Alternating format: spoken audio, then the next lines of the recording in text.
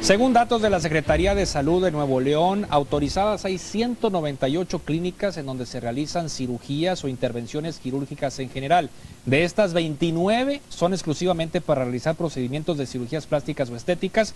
Además, hay 71 que sí las practican, pero no son exclusivas de cirugías plásticas o estéticas. Y durante esta temporada, según el reporte de las autoridades de salud y de los médicos aquí presentes, se incrementa por lo menos en un 10%, ¿no?, el índice de estos procedimientos. Ahora, por cada médico y por cada lugar en donde se realiza esto de manera, vamos a decir, formal, legal, con autorización, con licencia, pues ¿cuántos no habrá en el clandestinaje? Vamos a dar una vuelta a la mesa para ver, para plantear la problemática, a qué nivel está hoy por hoy, sobre todo aquí en la zona metropolitana de Monterrey. Comienzo con el subsecretario de Salud. Sí, bueno, antes que nada, muchas gracias, Gregorio, la oportunidad.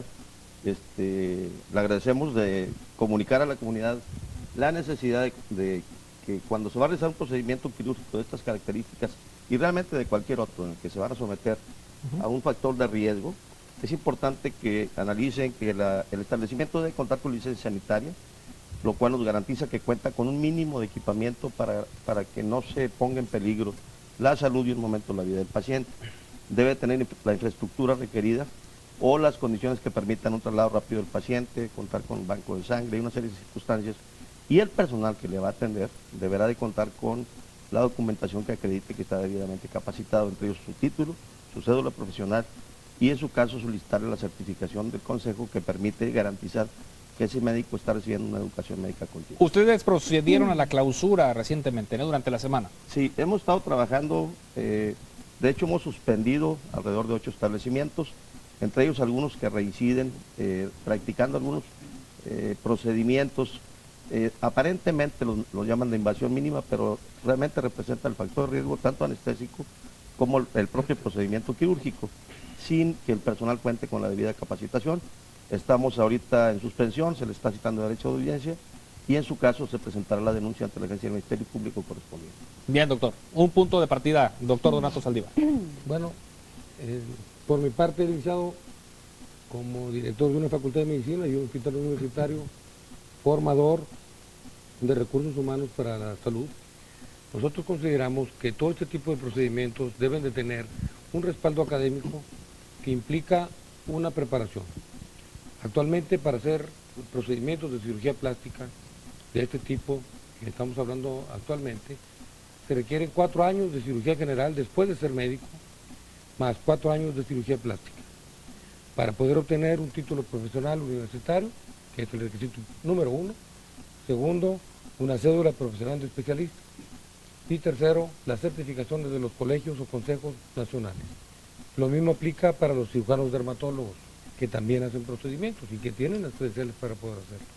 Bien, doctor, muchas gracias. Pasamos también con el presidente del Colegio de Cirujanos Plásticos aquí en el estado de Nuevo León, el doctor Héctor Ramírez. Bueno, de mi parte yo podría decir que nosotros como cirujanos plásticos, aparte de las credenciales que acaba de decir el doctor Donato, estamos en educación continua. Cada cierto tiempo tenemos que recertificarnos. Los que tenemos clínica, obviamente la Secretaría de Salubridad nos checa cada 2 o 3 meses y esto hace que nuestra clínica o que nuestros quirófanos estén, pues obviamente certificados y preparados para cualquier tipo de cirugía, ¿sí? Hacer el procedimiento, pues obviamente un procedimiento más seguro, que para nosotros es lo más importante, ofrecer una seguridad en cualquier tipo de procedimiento. Y aparte tener la capacitación necesaria para saber cuáles son los nuevos medicamentos, cuáles son las nuevas técnicas, para brindarles obviamente lo mejor a nuestros pacientes. Ahora, ¿ven de alguna manera que hay amenaza por parte de esos sectores informales en donde se están realizando prácticas? Desgraciadamente no es una amenaza, Gregorio, desgraciadamente nos ha aumentado la cantidad de complicaciones que tenemos que atender. Son personas o son pacientes que desgraciadamente acuden a nosotros cuando ya la persona pues tuvo un mal resultado. En algunas ocasiones hemos podido sacar adelante la situación.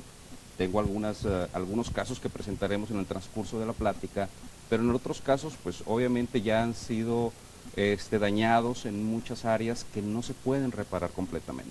Muy bien, doctor, muchas gracias. Bueno, desde el punto de vista de un cirujano dermatólogo, esta misma problemática, ¿cómo se está enfrentando, doctor Jorge Ocampo? Pues estamos muy complacidos con la Secretaría de Salud, que ahora estamos viendo de que empieza a haber un control de este tipo de establecimientos, de este tipo de a veces de pseudomédicos o a veces de charlatanes que lo que hacen es dañar la salud de los pacientes. Como lo mencionaba nuestro señor director, el doctor Donato Saldívar, nuestro programa universitario de dermatología incluye el tener competencias en áreas quirúrgicas, cosméticas y estéticas. Y este programa fue avalado por el Consejo Universitario y actualizado en el 2005, donde se incluyen este tipo de competencias.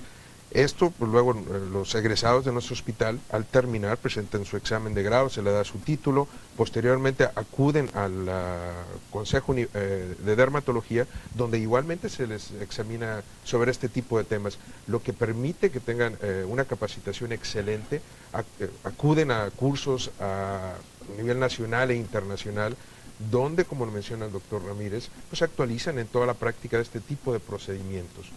Creo que existen las condiciones para normar esto. A mí me congratulo mucho que ahora la Secretaría de Salud, ahora cirugía plástica, dermatología también a nivel nacional, va a llevar a cabo campañas de este tipo por el beneficio de nuestra sociedad. A final de cuentas, los dañados o beneficiados son nuestros pacientes, a quienes nos debemos y que debemos de proteger, de cuidar y de aplicar lo que sea necesario. Ahora, durante esta época ciertamente sí se incrementa, vamos a decir, para ustedes especialistas, la demanda en las personas que acuden con ustedes, porque no son las cirugías de prioridad, vamos, no es alguien que tenga un problema de salud, sino alguien que va a buscar alguna mejor estética. Sí es, 100% sí es real esto, ¿no? acuden, por lo menos con nosotros, con los dermatólogos, sobre todo para aplicación de toxina botulínica, de materiales de relleno, de tratamientos con láser, de procedimientos a veces mínimamente invasivos, porque tienen los pacientes los recursos, pero también buscamos eso, que los podemos hacer no únicamente a los pacientes con recursos. En el hospital universitario tratamos de ayudar a cualquier tipo de pacientes a beneficiarse con esto.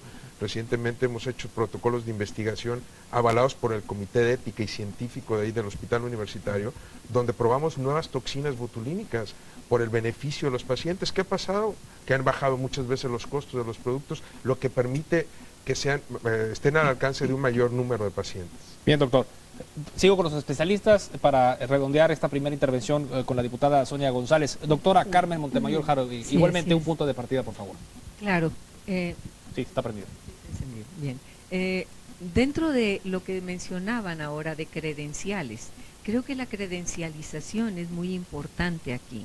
El Consejo Mexicano de Cirugía Plástica ha pretendido en los últimos años regularizar a muchos cirujanos plásticos que no estaban regularizados en su recertificación y asimismo en su certificación. Este es un punto muy importante. El CONASEM, que es una institución que maneja a todos los consejos o que agrupa a todos los consejos de todas las especialidades, puede dar y que cualquiera tiene acceso a esa página dentro del internet, pueden tener una panorámica mayor de qué consejos y de qué especialidades y qué es lo que cada especialidad está orientada a hacer. Obviamente en ninguna de esas especialidades van a encontrar esteticistas ni van a encontrar cosmetología. No es algo que esté declarado que sea una profesión, y esto es algo que es muy importante. La comunidad debe estar muy consciente. Yo creo que aquí el aspecto legal, que ahorita la diputada nos va a hacer favor de comentar, es el punto básico, el que esto se dé una legalidad a la función del cirujano y a la especialidad y a las credenciales que presente.